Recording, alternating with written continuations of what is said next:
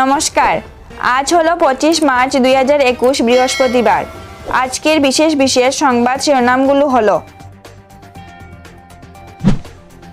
করিমগঞ্জ ঘুরে গেল নির্বাচন কমিশনের দল। ব্যয় রেজিস্টার উৎপাদন করতে ব্যর্থতার জন্য 13 প্রার্থীকে বিজ্ঞপ্তি সরবরাহ করা হয়েছে।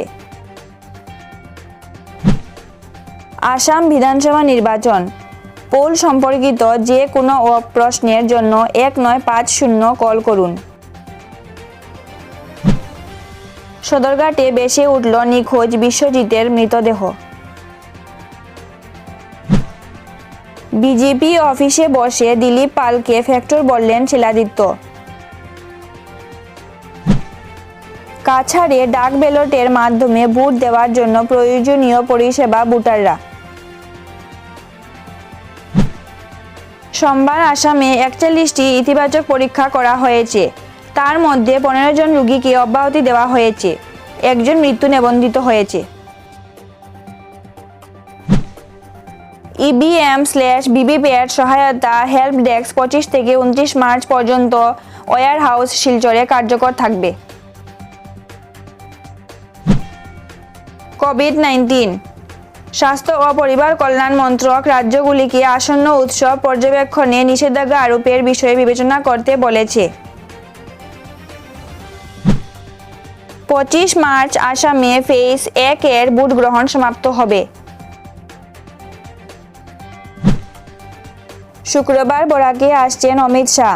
শিলচরে রয়েছে বিরাট জনসভা। বিস্তারিত খবরে যাওয়ার আগে আপনাদের কাছে ছোট একটি রিকোয়েস্ট, ভিডিওটিকে দেখতে দেখতে এখনই একটি লাইক করে দিন এবং প্রতিদিনের নতুন খবরাখবর পাওয়ার জন্য চ্যানেলটিকে সাবস্ক্রাইব করে পাশের বেল আইকনটি বাজিয়ে রাখেন। আর এই ভিডিওটিকে সবার সাথে শেয়ার করুন এবং সম্পূর্ণ তথ্য পেতে হলে ভিডিওটি পুরো দেখুন। এইবার শুনুন আজকের খবরগুলো বিস্তারিতভাবে। Senior deputy election commissioner Dharmendra শর্মার নেতৃত্বে নির্বাচন কমিশনের এক প্রতিনিধি দল বিধানসভা নির্বাচনের প্রস্তুতি খতিয়ে দেখতে মঙ্গলবার করিমগঞ্জ জেলা পরিদর্শন করেন। পরিদর্শনকালে তারা করিমগঞ্জ শহরতলির কয়েকটি পোলিং স্টেশন সহ করিমগঞ্জ কলেজে অবস্থিত স্ট্রং রুম পরিদর্শন করেন। কমিশনের উচ্চ পর্যায়ের ওই প্রতিনিধি দলে রাজ্যের মুখ্য নির্বাচন আধিকারিক নীতিন খাড়েও ছিলেন। পরিদর্শন শেষে প্রতিনিধি দলটি জেলায় অবস্থানকারী কমিশনের জেনারেল অবজারভার, পুলিশ অবজারভার ও 2 ব্যয় পর্যবেক্ষক সহ জেলাশাসক ও পুলিশ সুপারকে নিয়ে সার্কিট হাউসে এক সভায় মিলিত হন। সভায় অবাধ, সুষ্ঠু ও নিরপেক্ষ নির্বাচনের জন্য প্রশাসনের নেওয়া বিভিন্ন পদক্ষেপ সম্পর্কে অবহিত করেন জেলাশাসক আনবামু মাথান এমপি। প্রশাসনের পক্ষ থেকে কোভিড বিধি অনুসারে ভোট পর্ব সম্পন্ন করতে প্রতিটি ভোট কেন্দ্রে ব্যবস্থা নেওয়া হয়েছে বলে আশ্বাস প্রদান করা হয়। প্রতিনিধি দলে আরও যারা ছিলেন: IGP Deepak Kumar Kedia, senior principal secretary NN Butolia, নির্বাচন কমিশনের ডিরেক্টর পঙ্কজ শ্রীবাস্তব। উল্লেখ্য, সার্কিট হাউসে অনুষ্ঠিত বৈঠকে করিমগঞ্জে অবস্থানকারী জেনারেল অবজারভার পরিমল সিং, রাজীব শর্মা, কারে গৌড়া, পুলিশ পর্যবেক্ষক DH পারমার সহ 2 ব্যয় পর্যবেক্ষক সাজিদ কুমার পি এবং দেও কুমার অংশ নেন। এর আগে বেলা 12টায় তারা হেলিকপ্টার যুগিয়ে করিমগঞ্জ পৌঁছান। পরিদর্শন শেষে হেলিকপ্টারেই ফিরে যান। হাইলাকান্দি নির্বাচন কর্তৃপক্ষ নোটিশ দিয়েছে নির্বাচনী ব্যয় নিবন্ধক জমা না দেওয়ার জন্য মনোজ মোহন দেব বিজেপি, গুলা আহমেদ মজুমদার স্বতন্ত্র, হিলাল উদ্দিন লস্কর স্বতন্ত্র, কাজী আব্দুল হাকিম স্বতন্ত্র, বদরুল ইসলাম বরবুইয়া স্বতন্ত্র, মনোজ কুমার মালাকার স্বতন্ত্র, Sanjib Roy INC, Subrata Kumar Nath BJP, Ramkumar Nunia JDU, Achhabuddin Barbhuiya স্বতন্ত্র, জহুরউদ্দিন তালুকদার স্বতন্ত্র, রাজেশ পল স্বতন্ত্র এবং লুৎফুর রহমান লস্কর স্বতন্ত্র। 13 জন প্রতিদ্বন্দ্বী প্রার্থীকে নোটিশ জারি করে যথাক্রমে 6 হাইলাকান্দি, 7 কাটলিচড়া এবং 8 Algapur LAC returning officer Meghnidhi Dahal, Dhrubajyoti Deb এবং NK শাহ বলেছেন, তাদের শেষ থেকে লিখিত যোগাযোগ সত্ত্বেও প্রার্থীরা প্রয়োজনীয় রেজিস্ট্রেশন দিতে ব্যর্থ হয়েছেন। অবহিত তারিখ এবং সময় পরিদর্শন জন্য প্রাসঙ্গিক নথিসহ জনগণের প্রতিনিধিত্ব আইন 1951 এর সেকশন 77 এর অধীনে প্রয়োজনীয় প্রার্থীদের 3 দিনের মধ্যে মেনে চলার নির্দেশ দিয়ে আবারও রিটার্নিং কর্মকর্তারা সতর্ক করে দিয়েছিলেন যে যোগ্য কর্তৃপক্ষের আইপিসির সেকশন 171 এর অধীনে আইনি কার্যনির্বাহীকরণের আগে ব্যয় রেজিস্টার তৈরি করতে ব্যর্থ হওয়া। তদ্ধিত প্রার্থীদের দেওয়া নোটিশগুলিতে বলা হয়েছে যে নির্বাচনের সময় তাদের যানবাহন ব্যবহারের জন্য দেওয়া অনুমতি যদি তারা নির্ধারিত সময়সীমার মধ্যে ব্যর্থ হয় তবে তা প্রত্যাহার করা হবে। যানবাহনের ব্যবহারের অনুমতি প্রত্যাহারের বিষয়টি সমস্ত স্ট্যাটিক নজরদারি এবং ফ্লাইং স্কোয়াড দলকে অবহিত করা হবে এবং রিটার্নিং কর্মকর্তার নোটিশে প্রদর্শিত হবে। এতে বলা হয়েছে, Sanjib Roy INC, Subrata Kumar Nath BJP, Ramkumar Nunia JDU, Achabuddin Barbhuiya স্বতন্ত্র, জহরউদ্দিন তালুকদার স্বতন্ত্র, রাজেশ পল স্বতন্ত্র এবং লুৎফুর রহমান লস্কর স্বতন্ত্র প্রার্থী হচ্ছেন। 7 কাটলিচড়া এলএসি থেকে প্রতিদ্বন্দ্বিতা করছেন। 8 আলগাপুর এলএসি থেকে প্রতিদ্বন্দ্বিতা করছেন কাজী এডবুল হাকিম স্বতন্ত্র, বদরুল ইসলাম বরবুইয়া স্বতন্ত্র এবং মনোজ কুমার মালাকার স্বতন্ত্র। মনোজ মোহন দেব বিজেপি, গুলা আহমেদ মজুমদার স্বতন্ত্র এবং হিলাল উদ্দিন লস্কর স্বতন্ত্র 6 হাইলাকান্দি এলএসি থেকে প্রতিদ্বন্দ্বিতা করছেন। আপনার কাছে নির্বাচন ভোটের তারিখ, ইপিআইসি, ভোটার তালিকা, অনলাইন নিবন্ধকরণ সম্পর্কে প্রশ্ন আছে। ভোটার হেল্পলাইনে টোল ফ্রি নাম্বারে ডায়াল করুন 1950 এবং আপনার প্রশ্নের উত্তর পান। আসামের প্রধান নির্বাচনী কর্মকর্তা জারি করা এক প্রেস বিজ্ঞপ্তিতে একথা জানানো হয়েছে।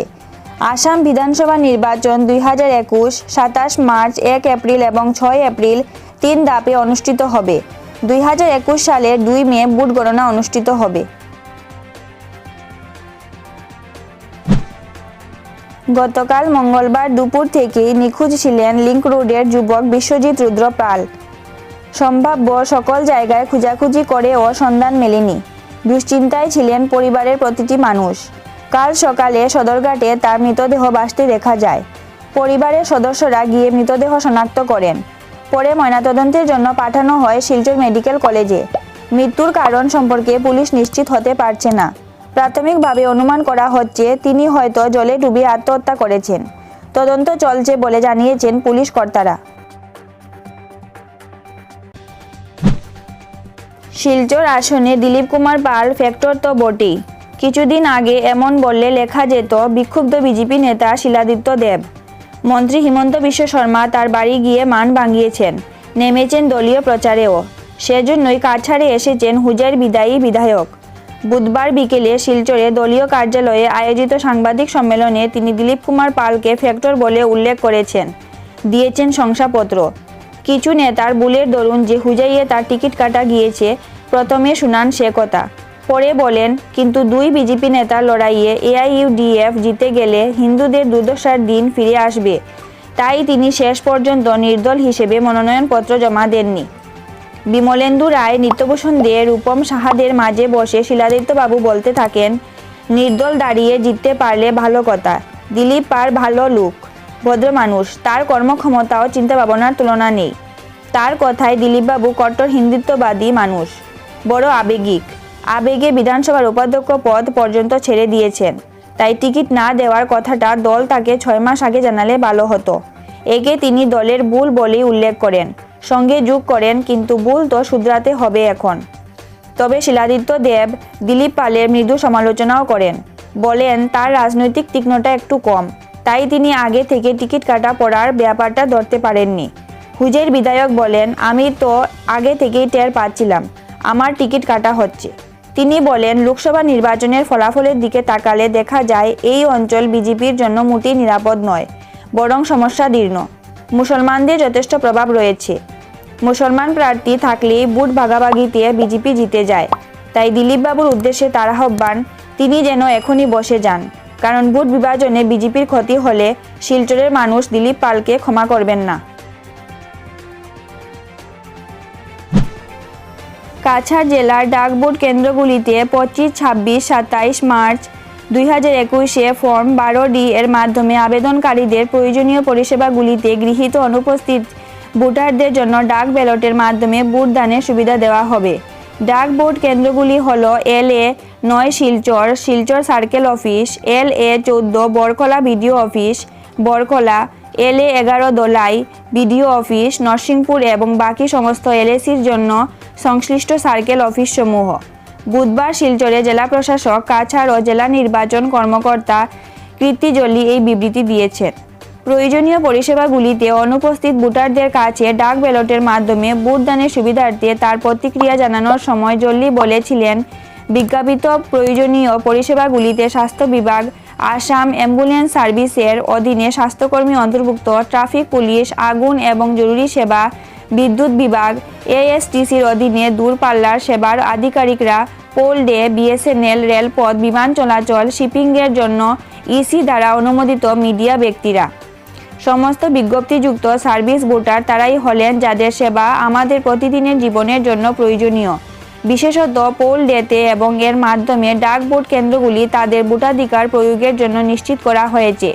আমি আশা করি তারা এই বিকল্পটি ব্যবহার করবে এবং তাদের ভোটাধিকার প্রয়োগের বিষয়টি নিশ্চিত করবে, তিনি যোগ করেছেন। এখানে উল্লেখ করা প্রাসঙ্গিক যে বর্তমানে অনুপস্থিত ভোটারদের জন্য ডাক ব্যালট জারি করা হয়, যার মধ্যে অক্টোজেনারিয়ান ভোটার, বিশেষত যোগ্য ব্যক্তি এবং কোভিড রোগীরা অন্তর্ভুক্ত থাকে। স্বাস্থ্য বিভাগের যুগ্ম পরিচালক কাছাড় ডক্টর সুদীপ জ্যোতি দাস একটি বিবৃতি দিয়েছেন যে নির্বাচন অফিসে স্বাস্থ্য অধিদপ্তরের প্রতিবেদন অনুসারে বাসা বা কোয়ারেন্টাইন সুবিধা অনুযায়ী ফর্ম 12D জমা দেওয়ার জন্য নির্ধারিত সময়সীমার সময় কোনো কোভিড রোগী ছিল না। এদিকে অতিরিক্ত জেলা প্রশাসক কাছাড় এবং ইনচার্জ ডাক ballot paper sell Lalita Rongpipi জানিয়েছেন যে ডাক ব্যালটের জন্য অনুপস্থিত ভোটারদের মধ্যে 5292টি আবেদন গৃহীত হয়েছিল, যার মধ্যে প্রবীণ নাগরিক, PWD ভোটার এবং প্রয়োজনীয় পরিষেবা ভোটারদের অন্তর্ভুক্ত রয়েছে এবং মোট সংখ্যা এখনও পর্যন্ত 695টি আবেদন প্রত্যাখ্যান করা হয়েছিল। তিনি আরও বলেছিলেন যে ফর্ম 12D এর প্রত্যাখ্যানিত আবেদনকারীদের অবহিত করা হয়েছে যাতে তারা নিজ নিজ ভোট কেন্দ্রে ভোট দিতে পারে। এটি উল্লেখযোগ্য যে গ্রহণযোগ্য প্রয়োজনীয় পরিষেবার ভোটাররা তাদের নিজ নিজ LAC অর্থাৎ LACর ভোটার যেখানে ভোটার সেখানে ভোটার কেন্দ্রে ভোট দেবেন। ECI এর নির্দেশনা অনুসারে ডাক ভোট কেন্দ্রগুলিতে ভোটের সময়টি 25 থেকে 27 মার্চ 2021 সকাল 9টা থেকে বিকেল 5টা পর্যন্ত। জরিপ দিবসে জেলা প্রশাসনের কাছাড় দ্বারা প্রতিটি আসনের PWD ভোটারদের হুইল চেয়ার এবং ই-রিক্সা সরবরাহ করা হবে। বুধবার 15,756 পরীক্ষার মধ্যে 41 জনকে কোভিড-19 পজিটিভ হিসাবে শনাক্ত করা হয়েছে। এটির সাথে করোনা ভাইরাস রাজ্যের সংখ্যা এখন 2,18,099-এ চলে গেছে। রাজ্যে ইতিবাচক হার 0.26%। বর্তমানে রাজ্যে 372টি সক্রিয় মামলা রয়েছে। বুধবার আসামে 15 জন রোগীকে অব্যাহতি দেওয়া হয়েছে। এর সাহায্যে মোট 2,15,277 রোগী নিরাময় পেয়েছিলেন এবং পরবর্তীতে রাজ্য জুড়ে বিভিন্ন হাসপাতাল ও কোভিড কেয়ার সেন্টার থেকে তাদেরকে ছাড় দেওয়া হয়। আসামের NHM এর একটি টুইটে এটি নিশ্চিত হয়েছে। রাজ্যে পুনরুদ্ধারের হার 98.71%। এছাড়াও দিনের বেলা কোভিড-19 এর কারণে আসামে আরও একজন রোগী মারা গিয়েছিলেন। রাজ্যে মৃত্যুর সংখ্যা এখন দাঁড়িয়েছে 1,103। কাছাড়ের প্রশিক্ষণ ও সচেতনতা সেলটি 25 মার্চ থেকে 29 মার্চ অবধি বিধানসভা নির্বাচনের সাথে সম্পর্কিত 2021 সালের EVM/VVPAT সহায়তা ডেস্ক পরিচালনা করবে। হেল্প ডেস্ক সকাল 10টা থেকে 5টা অবধি কাজ করবে। এই হেল্প ডেস্কটি শিলচরের অমৃত সুইটসের বিপরীতে পার্ক রোডে অবস্থিত EVM/VVPAT গুদামে স্থাপন করা হবে। এটি অতিরিক্ত জেলা প্রশাসক এবং প্রশিক্ষণ ও সচেতনতা সেল কাছাড় ইনচার্জ জানিয়েছেন। প্রিসাইডিং অফিসার, প্রথম পোলিং অফিসার, দ্বিতীয় পোলিং অফিসার এবং তৃতীয় পোলিং অফিসারের দায়িত্ব পালনের জন্য খসড়া পোলিং কর্মকর্তাদের জন্য হেল্প ডেস্ক কার্যকর থাকবে। আরও 2021 বিধানসভা নির্বাচনের সাথে যুক্ত অন্যান্য কর্মকর্তারাও হেল্প ডেস্ক থেকে তাদের সন্দেহগুলি পরিষ্কার করতে পারেন। হেল্প ডেস্ককে প্রশিক্ষণ দেওয়ার লক্ষ্যে মোট 5 জন মাস্টার ট্রেনার খসড়া তৈরি করা হয়েছে। তারা হলেন ডক্টর সৌমিত্র নাথ, প্রভাষক, Silchar polytechnic, doctor Natasha Nath, block veterinary officer, Rajabazar, Samarpan Nath, assistant professor, GC college, Silchar এবং doctor Jerry Ramning Joute, block veterinary officer, Lakshmipur.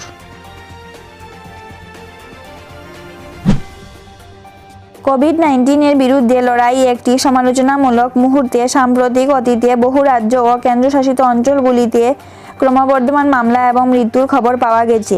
এই বিষয়ে কোভিড-19 কার্যকর নিয়ন্ত্রণের জন্য 2021 সালের 23 মার্চ স্বরাষ্ট্র মন্ত্রণালয় আদেশটি দয়া করে উল্লেখ করা যেতে পারে। 24 মার্চ কেন্দ্রীয় স্বাস্থ্য সচিব রাজ্য ও কেন্দ্রশাসিত অঞ্চলগুলির প্রশাসকদের চিঠি করে এটি কেন্দ্রীয় স্বাস্থ্য সচিব দ্বারা নির্দেশিত হয়েছিল। এই আদেশের আলোকে এবং হোলি, শবে বরাত, বিহু, ইস্তার এবং ঈদ উল ফিতর ইত্যাদির মতো আসন্ন উৎসবগুলি বিবেচনায় দৃঢ়ভাবে পরামর্শ দেওয়া হয়েছিল যে রাজ্যগুলি এই উৎসবগুলির সার্বজনীন পর্যবেক্ষণে স্থানীয় বিধিনিষেধ আরোপের বিষয়ে বিবেচনা করতে পারে এবং দুর্যোগ ব্যবস্থাপনা আইন 2005 এর ধারা 22 অনুসারে প্রদত্ত ক্ষমতা প্রয়োগের ক্ষেত্রে জনসমাবেশ সীমাবদ্ধ করা।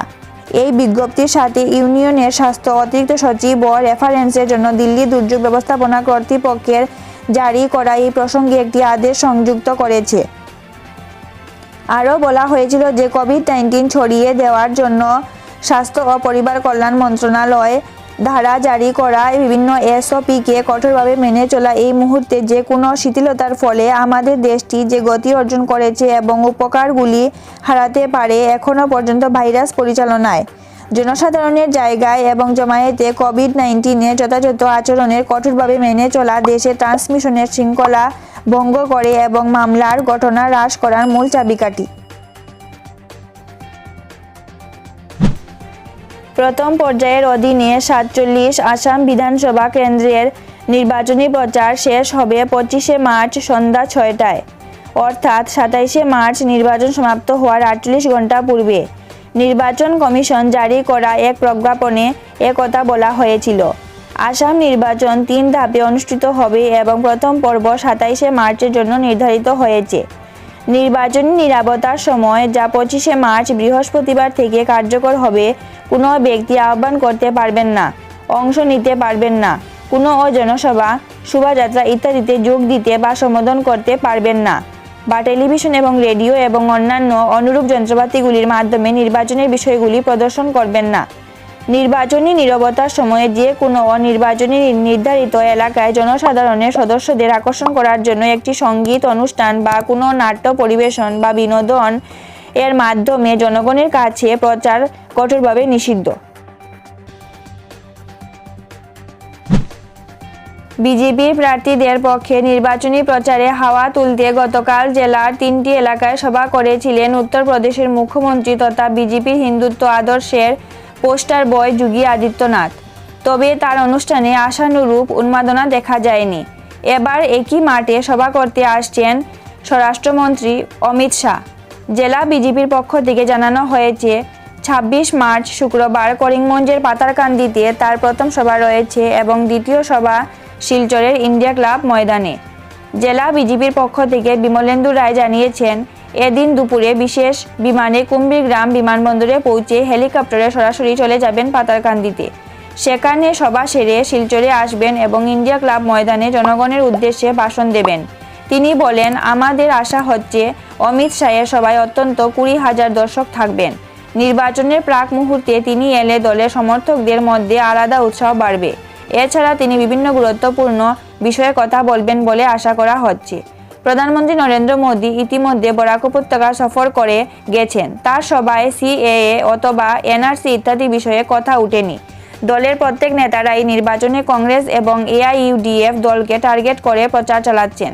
তবে অমিত শাহ বরাবরই নাগরিকত্ব বিষয়ে বিভিন্ন বয়ান দিয়ে থাকেন। তার আগমনকে ঘিরে একদিকে যেমন নাগরিকত্ব বিষয় নিয়ে কিছু শোনার সম্ভাবনা রয়েছে, অন্যদিকে দলের তরফে দর্শক বৃদ্ধির ক্ষেত্রে বিশেষ পরিকল্পনা নেওয়ারও সম্ভাবনা থাকবে। শিলচরের লড়াই বিজেপির প্রার্থী দীপায়ন চক্রবর্তী, বিজেপির প্রাক্তন বিধায়ক দিলীপ কুমার পাল এবং কংগ্রেসের জনপ্রিয় মুখ তমাল কান্তি বণিকের মধ্যে। আর কিছু জানার থাকলে অবশ্যই কমেন্ট করে জানাবেন। ভিডিওটি ভালো লাগলে একটি লাইক করে দিন এবং প্রতিদিনের নতুন নতুন খবরাখবর পাওয়ার জন্য চ্যানেলটিকে সাবস্ক্রাইব করে পাশের বেল আইকনটি বাজিয়ে রাখেন। আর এই ভিডিওটি সবার সাথে শেয়ার করুন। নমস্কার।